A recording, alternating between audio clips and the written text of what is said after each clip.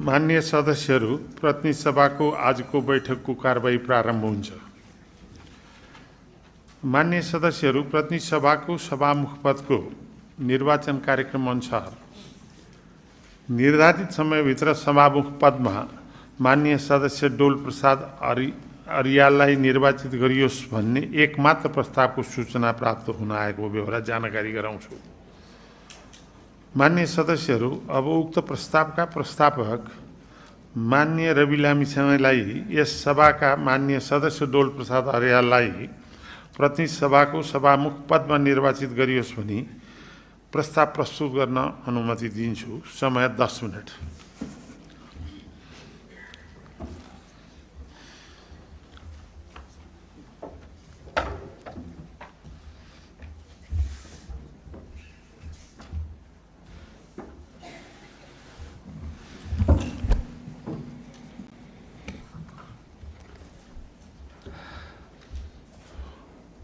सभाध्यक्ष महोदय, सम्माननीय सभामुख महोदयको अनुमतिले यस सभाका माननीय सदस्य डोल प्रसाद अर्याललाई सभामुख पदमा निर्वाचित गरियोस् भनी प्रस्ताव राख्दछु र मैले यो प्रस्तावमा सम्पूर्ण राजनीतिक दलहरूले उम्मेदवारी नदिएर समर्थन गरिसक्नु भएको हुनाले सम्मानित सदनको यो महत्त्वपूर्ण समय मैले खर्च गरिरहनु त्यति उपयुक्त हुँदैन। म सम्पूर्ण राजनीतिक दलहरूलाई धन्यवाद ज्ञापन गर्दै आफ्नो प्रस्तावलाई सर्वसम्मत गर्नका लागि गर्नुभएको यो मद्दत र यसको राजनीतिक एउटा सम्मान सबै कुराका लागि धन्यवाद दिँदै फेरि पनि अग्रिम शुभकामना र अग्रिम बधाई दिन चाहन्छु डोल प्रसाद अर्याल मान्यज्यूलाई। धन्यवाद।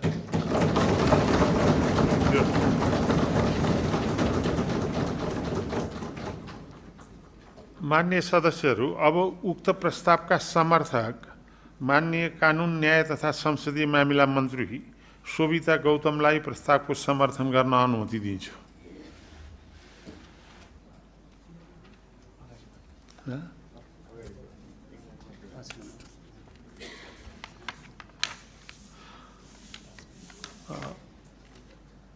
माननीय सदस्यहरू, अब उक्त प्रस्तावका अर्का समर्थक माननीय अर्थमन्त्री स्वर्णिम मोगलेलाई प्रस्तावको समर्थन गर्न अनुमति दिन्छु।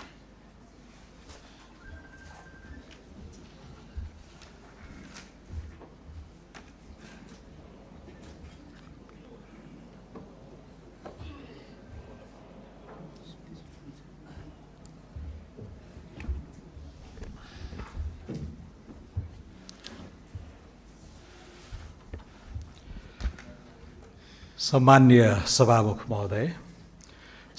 सभामुख महोदयको अनुमतिले माननीय सदस्य रवि लामिछानेले यस सभाका माननीय सदस्य डोल प्रसाद अर्याललाई सभामुख पदमा निर्वाचित गरियोस् भनी राख्नुभएको प्रस्तावको समर्थन गर्दछु।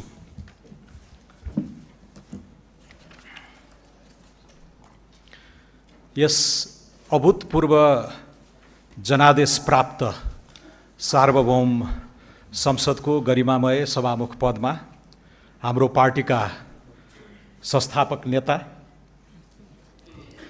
उपसभापतिका रूपमा सहयोद्धा र मेरा मित्र डीपी अर्याललाई यस पदका लागि पार्टीले अघि सारेको छ। उहाँ निर्विरोध निर्वाचित हुने क्रममा हुनुहुन्छ। म उहाँलाई नेपाल सरकार, हाम्रो पार्टी र व्यक्तिगत तर्फबाट पनि हार्दिक बधाई र शुभकामना दिन चाहन्छु। यस अघिको संसदमा उहाँले विधायकका रूपमा विशिष्ट भूमिका निभाइसक्नु भएको छ र नेपाल सरकारको मन्त्रीको पनि अनुभव लिइसक्नु भएको हुनाले कार्यपालिका र व्यवस्थापिका बीचको जुन भूमिका हुन्छ, हाम्रो संविधानले जस्तो भूमिका अपेक्षा गरेको छ त्यसमा उहाँ अनुभवी हुनुहुन्छ र उहाँले अब आगामी यस गरिमामय पद, यस ऐतिहासिक संसदको अभिभावकको रूपमा बडो जिम्मेवारीपूर्वक भूमिका निभाउनुहुनेछ भन्नेमा हामी विश्वस्त छौँ। एउटा ठुलो पुस्तान्तरण प्रतिबिम्बित भएको यस संसदमा उहाँको संक्षिप्तै भए पनि असाध्यै परिपक्व राजनीतिक अनुभव जुन छ त्यसलाई यस सदनमा पनि ल्याउनु हुनेछ भन्नेमा हामी विश्वस्त छौँ। विगत केही वर्षमा हाम्रो पार्टीले जुन प्रतिकूलता झेल्नु परेको थियो, पार्टीमाथि हाम्रा सभापतिमाथि भएको प्रहार हुँदा हामी 2 उपसभापतिका रूपमा जसरी पार्टीलाई सम्हालेर अगाडि लग्न सक्यौँ, त्यस अनुभवबाट पनि मलाई लाग्छ सिङ्गो राष्ट्र लाभान्वित हुनेछ।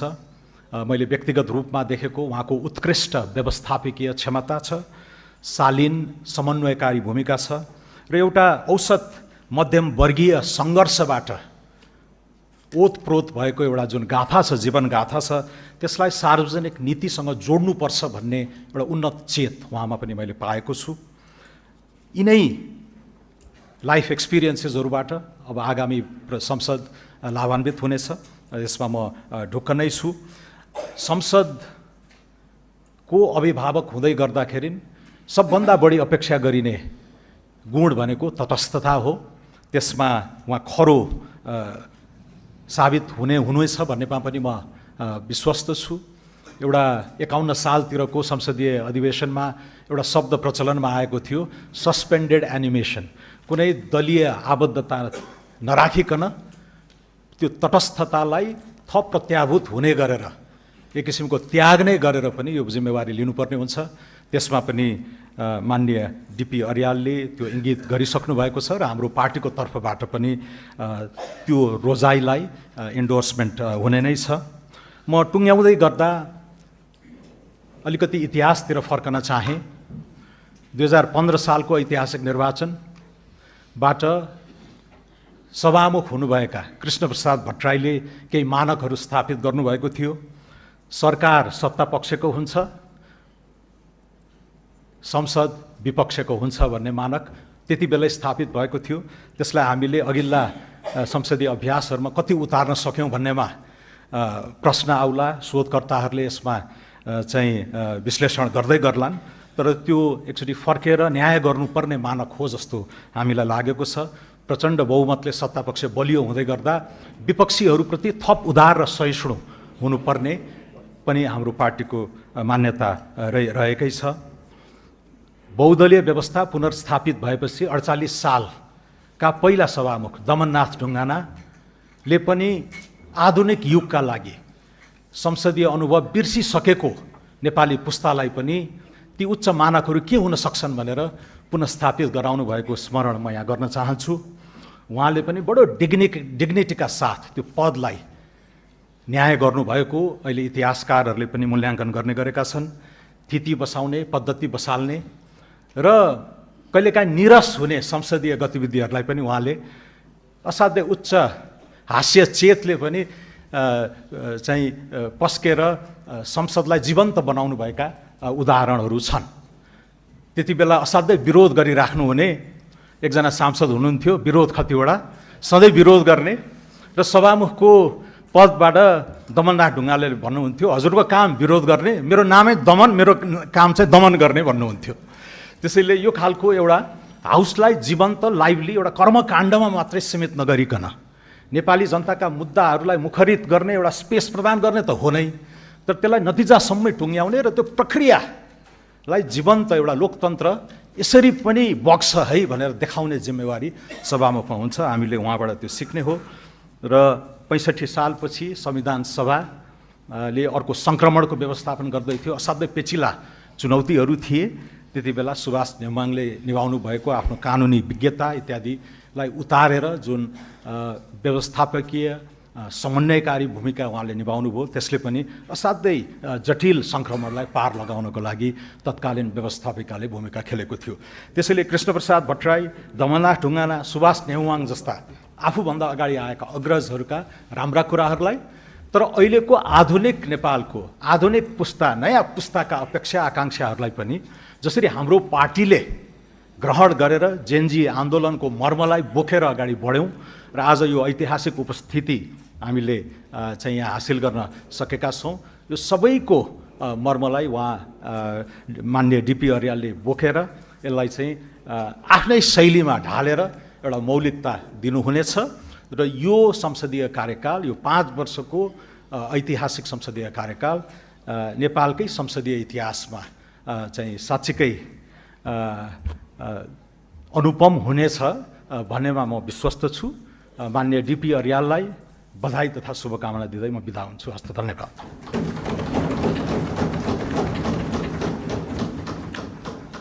माननीय सदस्यहरू, अब उक्त प्रस्तावका अर्का समर्थक माननीय भौतिक पूर्वाधार तथा यातायात मन्त्री एवं शहरी विकास मन्त्री सुनिल लम्साललाई प्रस्तावको समर्थन गर्न अनुमति दिन्छु।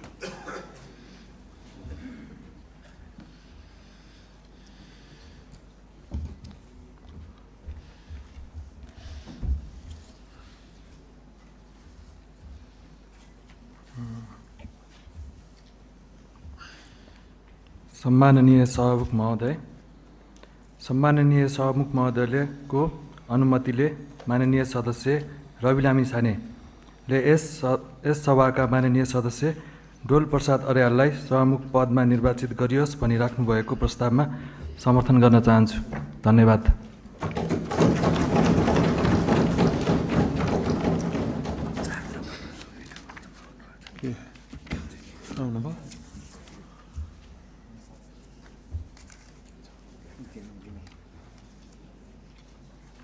मान्य सदस्यहरू, अब उक्त प्रस्तावका समर्थक माननीय कानुन तथा संसदीय मामिला मन्त्री शोभिता गौतमलाई प्रस्तावको समर्थन गर्न अनुमति दिन्छु।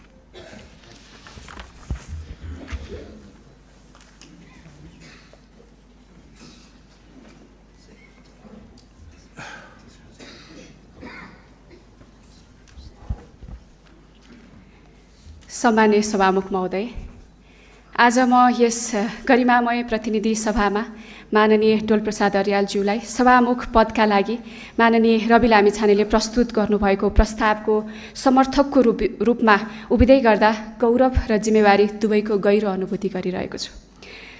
सम्माननीय सभामुख महोदय, सर्वप्रथम त म आज यस गरिमामय संसदमा उभिँदै गर्दा केवल एउटा प्रतिनिधि मात्रै होइन, चितवन क्षेत्र नम्बर 3 को त्यो माटोको स्वर लिएर उभिएको छु, जहाँ माडीको हनुमान झुलादेखि भरतपुरको पारस बस पार्कसम्म, गोलाघाटदेखि शिवाघाटसम्म प्रकृतिले आफ्ना अनुपम छटाहरूले भरिदिएको छ।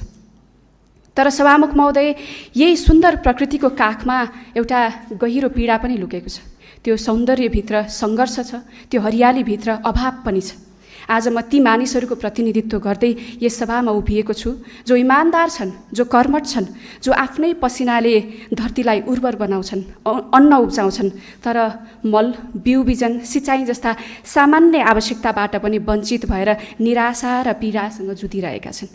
म ती आवाजहरूको प्रतिनिधित्व गर्छु, जसले वर्षौँसम्म लाल पूर्जाको नाममा गरिएको राजनीतिका कारण आफ्नै भूमिमा पनि भूमिहीन बनेर बस्नु परिरहेको छ। सभामुख महोदय, जसले एक मुठी माटोको अधिकारका लागि जीवनभर याचना गरिरहनु परिरहेको छ, त्यस्तो मानिसहरूको प्रतिनिधित्व म गरिरहेको छु। जहाँ मानिस र जनावरहरूको द्वन्द्वमा मानिसको जीवन जोखिममा छ र मानिसहरूले हामीलाई केही चाहिएको होइन, केवल मानिस भएर मलाई बाँच्न देऊ न भनेर याचना गरिरहनु परिरहेको छ, त्यस्तो ठाउँको प्रतिनिधित्व म गरिरहेको छु। सभामुख महोदय, यी चितवन क्षेत्र नम्बर 3 का प्रतिनिधिमूलक समस्याहरू चितवन क्षेत्र नम्बर 3 का मात्रै होइनन्, देशभरिका समस्याहरू हुन्। माननीय सदस्यहरूले जनताले दैनिक रूपमा भोगिरहेका यी र यस्तै समस्याहरू उठाउँदा म विश्वास गर्दछु सम्माननीयको आसनबाट भोलिबाट माननीय डोल प्रसाद अर्यालज्यूले समाधानको लागि संसदको तर्फबाट कानुन निर्माण गरेर र सरकारको तर्फबाट कानुन कार्यान्वयन गर्न प्रेरित गरेर सहजीकरण गर्नुहुनेछ भन्ने मैले अपेक्षा लिएको छु। जनताको दैनिक जीवनमा भोगिरहेका समस्याहरू उठाउने सांसदलाई सम्माननीयज्यूले प्रोत्साहन गरी सरकारलाई सदन मार्फत यी आवाजहरू सुनाउनको लागि पहल गरिरहनुहुनेछ भन्ने मैले विश्वास व्यक्त गरेको छु। सभामुख महोदय, यसपटक 2082 को निर्वाचनले यो संसदको स्वरूप मात्रै परिवर्तन गरेको छैन, यसले देशको मनोविज्ञान नै बदलिएको सन्देश पनि दिएको छ। धेरै नयाँ अनुहारहरू यस संसदमा प्रवेश गरेका छन्, तर ती अनुहारहरू परिवर्तनको आकांक्षा बोकेर जनमतका प्रतिबिम्ब बनेर यस संसदमा उभिएका छन्। सभामुख महोदय, यस निर्वाचनले स्पष्ट भनेको छ, नेपाल अब यथास्थितिमा बस्न तयार छैन। नेपाल अब तदर्थवादको चक्रमा अल्झिरहन पनि चाहँदैन। नेपाल अब नयाँ सोच, नयाँ नेतृत्व र नयाँ परिणामको खोजीमा छ। त्यसैले सभामुख महोदय, यो परिवर्तनको अपेक्षा, भरोसा र प्रतिज्ञाको मञ्च पनि बनेको छ। म आज यस रोस्टमबाट चारैतिर आँखा डुलाउँदै गर्दाखेरि म केवल सांसदहरूको अनुहार मात्रै देखिरहेको छैन। म आजको यस उपस्थितिमा सम्पूर्ण नेपालका कठिन भूगोलहरूको कथा पनि देखिरहेको छु। यहाँ पीडा पनि देखिरहेको छु, सङ्घर्ष पनि देखिरहेको छु र सँगै नेपालको उज्यालो भविष्यको आशा पनि देखिरहेको छु। नेपालको भूगोलमा हिमालको भोटदेखि तराईका फाँटसम्म फैलिएका आवाजहरूको प्रतिनिधित्व यो संसदमा छ। नेपाल र नेपालीको दुःख जति छ सँगसँगै आजको यस संसदमा सम्भावनाहरू पनि छन्। त्यसकारणले दुःख र सम्भावना आज सँगसँगै यात्रा गरिरहेको पनि मैले अनुभूत गरिरहेको छु। सभामुख महोदय, आज यस संसदमा उभिरहनुभएका हाम्रा मान्य सांसदज्यूहरू पदभन्दा पनि बढी प्रतिज्ञा लिएर आउनुभएको छ। त्यसै कारणले गर्दाखेरि सम्मान्य सभामुख महोदय, यसपटकको संसद पक्ष र विपक्षको सीमाभन्दा माथि उठ्नै पर्छ। यो संसद जनताको मुद्दामा केन्द्रित हुनै पर्छ, समाधान उन्मुख र स्पष्ट रूपमा परिणाममुखी बन्नै पर्छ। नयाँ ऊर्जासहित आएका सांसदहरू र दीर्घ संसदीय अनुभव बोकेका अग्रजहरूको पनि उपस्थिति छ, जसले मिलेर यस संसदलाई अझ परिपक्व बनाउनतिर लाग्नै पर्नेछ। तर हामीले बुझ्नै पर्छ कि लोकतन्त्र केवल भाषण र बहसले मात्र होइन, हाम्रो बहसहरूले ल्याउने परिणामले पनि अर्थपूर्ण छ कि छैन भन्ने कुराको सन्देश दिन्छ। त्यसकारणले स्वस्थ बहस आवश्यक छ, तर बहस केवल बहसमै मात्र सीमित रह्यो भने जनताको विश्वास कमजोर हुँदै जान्छ। त्यसै कारणले यसपटकको बहस अर्थपूर्ण, उत्तरदायी र परिणाममुखी हुनुपर्छ भन्ने कुरामा म सम्पूर्णलाई निवेदन गर्न चाहन्छु, ताकि संसद जनताको अपेक्षाको साँचो प्रतिबिम्ब बन्न सकोस् र हाम्रो सभामुख महोदयले भोलिका दिनदेखि यस कुराको लागि सहजीकरण गर्नुहोस् र हाम्रा मान्य सांसदज्यूहरूले पनि आफूलाई त्यही प्रकृतिले जिम्मेवार बोध गर्न सक्नुहोस्। सम्मान्य सभामुख महोदय, मान्य डोल प्रसाद अर्यालज्यू निर्विरोध रूपमा निर्वाचित हुनुभएको छ, जो आफैमा यस सदनको सामूहिक विश्वास बोकेर आउनुभएको छ भन्ने कुराको स्पष्ट अभिव्यक्ति पनि हो। त्यसकारणले यो केवल निर्वाचनको परिणाम मात्रै होइन, यो सदनले तपाईँमाथि राखेको भरोसा पनि हो भन्ने कुरा म यहाँलाई स्मरण गराउन चाहन्छु सम्मान्य सभामुख महोदय मार्फत। अब यो विश्वासलाई संस्थागत गर्ने, संसदलाई गरिमामय, निष्पक्ष र प्रभावकारी बनाउने जिम्मेवारी सम्मान्य सभामुख महोदय मार्फत भोलिबाट नवनिर्वाचित सम्मान्य सभामुख महोदयको हुनेछ भन्ने कुरा पनि म निवेदन गर्न चाहन्छु। म विश्वास गर्दछु कि तपाईँको नेतृत्वमा यो संसद बहसको सशक्त मञ्च बन्नेछ, जहाँ जनताको मुद्दा केन्द्रमा रहनेछ, बहस तथ्यमा आधारित हुनेछ र त्यही बहसबाट स्पष्ट नीतिगत निष्कर्ष निस्किनेछ, जसले सरकारलाई सही दिशामा मार्ग निर्देशन गर्नेछ। सम्मान्य सभामुख महोदय, संविधान जारी भएको वर्षौँ बितिसक्दा पनि अझै धेरै कानुनहरू निर्माण हुन बाँकी छन्। कानुनी आधारको अभाव भएकै कारण जनताले पाउनुपर्ने सेवा पनि सहज रूपमा प्राप्त गर्न सकिरहनु भएको छैन। यो केवल प्रशासनिक विषय मात्रै होइन, योभन्दा अगाडि विगतका दिनहरूमा संसदमा भएका गतिविधिहरूका बारेमा जनताले कति भरोसा गर्नुभयो, कति भरोसा गर्नु भएन भन्ने जनताको विषय हो, तर त्यसमा आत्मसमीक्षा गर्नुपर्ने विषय पनि टटकारो रूपमा उपस्थित भएको छ। त्यसकारणले जति समय गएको दिनहरूमा यस संसदबाट काम भए, कानुन निर्माणमा काम भए, त्योभन्दा धेरै गुणा बढी अबको संसदले गएको 10 वर्षमा नभएका कामहरू पुरा गर्नुपर्ने ठुलो अपेक्षा बोकेर आएको छ। त्यसकारणले अब यसपटकको संसदले स्पष्ट जिम्मेवारी कानुनी रिक्तता पुरा गर्नको लागि काम गर्नुपर्नेछ, शासनलाई प्रभावकारी बनाउनको लागि काम गर्नुपर्नेछ, सरकारलाई जवाबदेहिताको कसीमा राख्नको लागि पनि काम गर्नुपर्नेछ। अब ढिलाइ गर्ने संस्कारलाई हामीले तोड्नै पर्छ, निर्णय गर्ने साहस देखाउनै पर्छ र काम गर्ने संसदको पहिचान स्थापित गर्नै पर्छ। म कानुन, न्याय तथा संसदीय मामिला मन्त्रीको हैसियतले सरकार र संसदबीच प्रभावकारी समन्वय गर्दै यस प्रक्रियालाई तीव्र गतिमा अगाडि बढाउनको लागि प्रतिबद्ध छु भन्ने कुरा पनि म संसद मार्फत निवेदन गर्न चाहन्छु। सम्मान्य सभामुख महोदय, यसपटकको संसद दलहरूको प्रतिस्पर्धा भन्दा माथि यो पुस्ताको आशा बोकेर आएको एउटा ऐतिहासिक जिम्मेवारी प्राप्त संसद बनेको छ। त्यसकारणले पनि यसपटकको संसद एउटा ऐतिहासिक परीक्षामा उभिएको छ।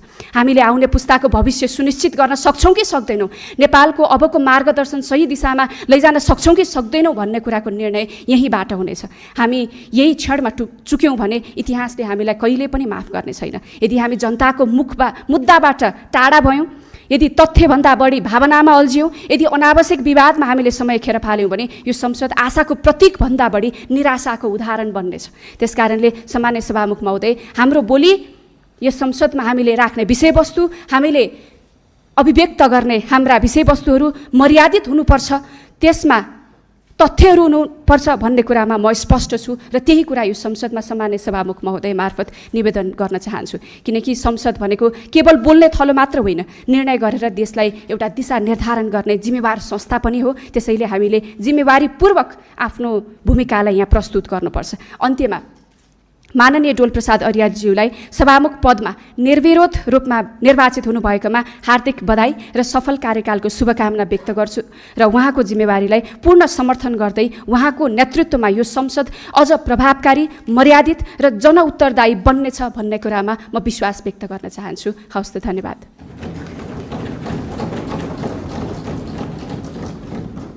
मान्य सदस्यहरू, यस सभाका माननीय सदस्य डोलप्रसाद अर्याललाई प्रतिनिधि सभाको सभामुख पदमा निर्वाचित गरियोस् भन्ने एकमात्र प्रस्तावको सूचना प्राप्त भएकोले प्रतिनिधि सभा नियमावली 2079 को नियम 7 को उपनियम 3 बमोजिम माननीय डोलप्रसाद अर्याल प्रतिनिधि सभाको प्रमुख पदमा सभामुख पदमा निर्वाचित हुनुभएको घोषणा गर्दछु।